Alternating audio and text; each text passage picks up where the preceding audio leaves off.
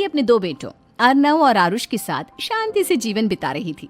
लेकिन शांति के पति सोहन से उसकी कभी कभार थोड़ी अनबन हो जाती थी। एक दिन शांति रोज की तरह सुबह का खाना बना रही थी, तभी दरवाजे की घंटी बजी। घंटी की आवाज सुनकर वो दरवाजे की ओर जाते हुए कहती है, अरे आती हूँ, कौन है, सब्र करो। शांति दरवाजा खोलती है तो देखती है कि उसके जेठ मोहनदास सामने खड़े होते हैं। वो सक पकाकर अपना घूंघट करती है और पैर छूकर कहती है, आइए आइए जेठ जी। कैसी हो शांति? जी मैं तो बिल्कुल ठीक हूँ, सब आपकी मेहरबानी है भाई साहब। शांति और मोहनदास की बातें सुनकर शांति का पति सोहन और उसके दोनों बेटे बाहर आ जाते हैं। अरे भैया राम राम, कैसे हो आप? राम राम भाई। अरे शांति, ऐसे खड़ी खड़ी क्या देख रही हो? चाय कॉफी कुछ लेकर आओ, भैया आए हैं। शांति तेजी से रसोई की ओर आगे बढ़ती हुई कहती है, अरे मेरी माँ, गेट खोलने के चक्कर में मेरे तो चावल ही जल गए। वो दौड़ी दौड़ी रसोई में जाती है और देखती है कि सारे चावल जल गए हैं। वो दोबारा चावल बनाने में लग जाती है। इतने में सोहन आवाज लगाता है, अरे शांति, तुम्हारे चावल का रोना खत्म हो गया हो तो चाय ले आओ। जी लाती हूँ अभी। शांति जल्दी जल्दी चाय बनाती है और मोहनदास को चाय देती है। सब एक दूसरे की खैर खबर पूछते हुए चाय पीते हैं। चाय खत्म होती ही मोहनदास शांति की ओर देखते हुए मजाक में कहते हैं, शांति, अब तुम्हारी चाय में दम नहीं रहा, अब हमें चाय बनाने वाली बदलनी पड़ेगी। ये कैसे मुमकिन होगा जेठ जी, घर और बाहर का सारा काम मुझे ही करना पड़ता है और कभी कभी जल्दी जल्दी के चक्कर में काम बिगड़ जाते हैं, जैसे आज चावल जल गए। अरे इसी का तो हल लेकर आया हूँ। मैंने रिश्ता देखा है अर्नव और आरुष के लिए। दोनों लड़कियां बहुत सुंदर और सुशील हैं। अगर आप दोनों इजाजत दें तो बात करूँ आगे। सोहन और शांति रिश्ते की बात सुनकर कहते हैं, अब ठीक है, बात चलाइए ना भैया, पर पहले लड़की के बारे में कुछ बताइए तो सही। हाँ भाई साहब, लड़की कैसी है, परिवार कैसा है, कहाँ के रहने वाले हैं? देखो, परिवार तो बहुत अच्छा है, पर वे दोनों लोग बहुत गरीब हैं। दहेज में कुछ मिलेगा नहीं। अरे हमें दहेज में कुछ चाहिए भी नहीं, बस लड़की संस्कारी होनी चाहिए। एक लड़की तो पढ़ी लिखी है और शहर की रहने वाली है, पर दूसरी अपनी गरीबी की वजह से पढ़ न सकी और गांव में रहती है। लेकिन दोनों है बहुत खूबसूरत। अगर तुम सबको देखते ही पसंद ना आ जाए तो मेरा नाम बदल देना। हाँ, पर तो हम आके मूंद कर भरोसा कर सकते हैं भैया। आप आगे बात चलाइए, हम शादी करने को तैयार हैं। कुछ ही दिन में अर्नव और आरुष की शादी हो जाती है। आरुष की शादी अनपढ़ लड़की मंजरी से हो जाती है, जो कि बहुत भोली भी होती है, और अर्नव की शादी पढ़ी लिखी लड़की तनुजा से हो जाती है, जो कि घमंडी और चालू होती है। एक दिन मंजरी घर के काम कर रही थी कि अचानक शांति उसे आवाज लगाती है, बड़ी बहू, ओ बड़ी बहू, मंजरी जल्दी यहाँ आओ। मंजरी जल्दी जल्दी शांति के पास जाती है। बेटा मेरे पैर दबा दे, बहुत दर्द हो रहा है। जी माँ जी, बस बर्तन धोकर आती हूँ। अरे बैठ यहाँ, मेरे पैर में बहुत तेज दर्द हो रहा है, बर्तन छोटी बहू धो लेगी। मंजरी शांति के पैर दबाने लगती है तो शांति तनुजा को आवाज लगाती है, छोटी बहू, और छोटी बहू। तनुजा थोड़ी देर से आराम से चलकर आती है। जी माँ जी, आपने बुलाया मुझे, आपको कोई काम था क्या? तू कुछ काम कर रही है या? शांति की बात काटते हुए तनुजा बोलती है, कुछ नहीं माँ, फोन पर अपने घर पर बात कर रही थी। अरे बाद में बात करियो अपने घर वालों से, पहले जाके बर्तन धो ले। तनुजा मुंह बनाते हुए अपनी जेठानी की ओर देखती है और मन ही मन कहती है, ये महारानी वहां बैठी है, ये नहीं कि बर्तन धो ले। मैंने इतनी पढ़ाई बर्तन धोने के लिए की थी क्या? तनुजा दांत पीसकर वहां से चली जाती है। अगले दिन सब दफ्तर चले जाते हैं, तभी डाकिया चिट्ठी लाता है। शांति चिट्ठी लेकर मंजरी से कहती है, बड़ी बहू, जरा छोटी बहू को बुलाना, एक चिट्ठी आई है। मेरी तो आंखें कमजोर है तो मुझसे पढ़ा नहीं जाएगा। मंजरी तनुजा के पास जाकर कहती है, तनुजा, तुम्हें माँ जी बुला रही हैं। मुझ पर हुक्म मत चलाओ, काम बताओ काम। अरे मैंने तुम पर कहाँ हुक्म चलाया, और हुक्म चला भी दूंगी तो क्या हुआ, तुम तो मेरी छोटी बहन की तरह हो ना। तुम जैसी अनपढ़, जाहिल और गांव की गवार मेरी बहन नहीं हो सकती। बेचारी मंजरी तनुजा की बात सुनकर अपना सा मुंह लेकर रह गई। कोई चिट्ठी आई है, माँ जी तुमसे पढ़वाना चाहती है, बस इसलिए बुला रही हैं। मुंह टेढ़ा करके तनुजा मंजरी का मजाक बनाती हुए कहती है, अनपढ़ कहीं की। तनुजा का ऐसा बर्ताव देखकर बड़ी बहू बहुत दुखी होती है। तनुजा को अपनी पढ़ाई का घमंड इतना हो गया कि अब वो घर के कोई काम नहीं करती और अपनी जेठानी का मजाक बनाती रहती। तनुजा का ये बर्ताव अब उसकी सास को भी नजर आने लगा था। एक दिन शांति ने अपनी बड़ी बहू से कहा, मंजरी, तनुजा हर समय तुम्हारा मजाक उड़ाती है, तुम्हें गुस्सा नहीं आता क्या?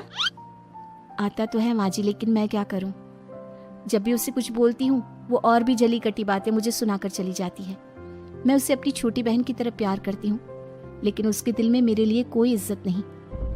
बहू, तूने वो कहावत सुनी है, जुल्म करने वाले से ज्यादा जुल्म सहने वाला अपराधी होता है। मंजरी अपनी सास का इशारा समझ जाती है। वो अपनी देवरानी को सबक सिखाने की ठान लेती है। और एक दिन शांति अपनी दोनों बहुओं के साथ बैठी थी तो शांति अपनी बड़ी बहू से पूछती है, अरे बहू, शाम होने को है, कुछ सोचा है क्या बनेगा खाने में? माँ जी, मेरे तो सर में बहुत दर्द है आज। मेरी प्यारी देवरानी ही कुछ अंग्रेजी खाना बनाकर खिलाएगी। सुना है पढ़े लिखे लोग अंग्रेजी खाना बहुत अच्छा बनाते हैं, क्यों तनुजा? इतना कहकर मंजरी अपनी सास की ओर देखकर मुस्कुरा दी। तनुजा अपनी तारीफ सुनकर बहुत खुश हो गई। इतने में शांति कहती है, ये तो सच बात है छोटी बहू, ये तो मैंने भी सुना है। हम भी पक गए हैं बड़ी बहू के हाथ का खाना खा खा कर। तनुजा, तुम्हारी माँ भी तो तुम्हारे खाने की बहुत तारीफ करती हैं। आज हमें भी खिला दो कुछ अच्छा सा बनाकर। शांति की बात सुनकर छोटी बहू और आसमान पर चढ़ गई। पर उसे ये कहाँ पता था कि उसकी सास और जेठानी उसे सबक सिखाना चाहती हैं। तनुजा अपनी तारीफ सुनकर खुश तो बहुत होती है, पर सोचने लगती है, मुझे तो कैसा भी खाना बनाना नहीं आता। अब मैं क्या करूंगी? अगर मैंने इनको सच बता दिया तो मेरी सारी इज्जत मिट्टी में मिल जाएगी। अरे छोटी बहू, क्या सोच रही हो? खिलाओगी ना अपने हाथ का अंग्रेजी खाना? छोटी बहू हाँ में सर हिला देती है। अचानक से उसके दिमाग में एक आइडिया आता है। मैं इंटरनेट से देखकर कुछ बना लेती हूँ, मेरी वाहवाही पूरे घर में हो जाएगी। मुझे कौन सा रोज रोज बनाना है। माँ जी, आज आप सबको ऐसा खाना खिलाऊंगी कि। इतने में शांति छोटी बहू की टांग खींचते हुए कहती है कि पता नहीं कैसा खाना खिलाओगी। ए ऊपर वाले, हमारी रक्षा करना। इतना बोलकर शांति और मंजरी दोनों जोर जोर से हंसने लगते हैं। अब तनुजा रसोई घर में चली जाती है और खाने की तैयारी करने लगती है, पर उसे रसोई घर की चीजों के बारे में तो कुछ नहीं पता। जैसे तैसे सारी चीजें निकालती है और इंटरनेट पर देखकर खाना बनाती है। कुछ ही देर में सब लोग घर आ जाते हैं। अरे सुनते हो, आज का खाना हमारी छोटी बहू बना रही है। अरे वाह, आज तो फिर कुछ अंग्रेजी खाना खाने को मिलेगा। कुछ ही देर में खाना बन जाता है तो छोटी बहू सबका खाना लगा देती है। इतने में बड़ी बहू कहती है, क्या बात है देवरानी जी, आज तो बहुत अच्छी खुशबू आ रही है। ये बात तो सही कही बड़ी बहू तूने, खुशबू तो अच्छी है। ऐसी खुशबू तो मेरे खाने में भी नहीं आती। सब मिलकर छोटी बहू की बहुत तारीफ करते हैं और छोटी बहू 7वें आसमान पर बैठ जाती है। अब सभी खाना खाते हैं। जल्दी जल्दी दो, अब तो मुंह में पानी आ रहा है। हाँ हाँ, मुझसे भी नहीं रुका जा रहा। जैसे ही सोहन एक निवाला खाता है तो उसकी आंखों से पानी आने लगता है। ये देखकर शांति सोहन से पूछती है, क्या हुआ जी, खाना इतना अच्छा बना है कि आंखों से पानी आ गया? सोहन चुप रहता है और धीरे धीरे से खाना शुरू कर देता है। इतने में सोहन छोटी बहू से कहता है, बेटी तुम भी तो खाओ, तुम क्यों रुकी हो? खाना सच में बहुत अच्छा है। ये कहकर सोहन जोर से हंस देता है। फिर सब खाना खाने लगते हैं, लेकिन खाने में नमक और मिर्च तेज हो गई थी। तनुजा से कोई कुछ नहीं बोलता, बल्कि उसे भी खाने को कहते हैं। जैसे ही छोटी बहू खाना खाती है वो पानी पानी कहकर चिल्लाती है, पानी, इसमें तो पानी। ये खाना तो सच में इतना अच्छा बना है कि हमारे साथ साथ देवरानी जी भी इसके स्वाद को कभी नहीं भूल पाएंगी। सही कहा बहू। तनुजा को अपनी गलती का एहसास हुआ और उसने अपनी सास से कहा, माँ जी ये मेरी गलती नहीं है, इंटरनेट पर दिखाया था कि 4 चम्मच नमक और मिर्च डालने हैं।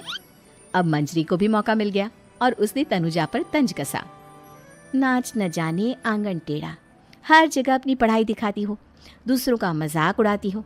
अब पता चला ना, हर चीज में पढ़ाई काम नहीं आती। और तुम तो शहर में रही हो, तुम्हें तो मुझसे भी अच्छा खाना बनाना आना चाहिए ना।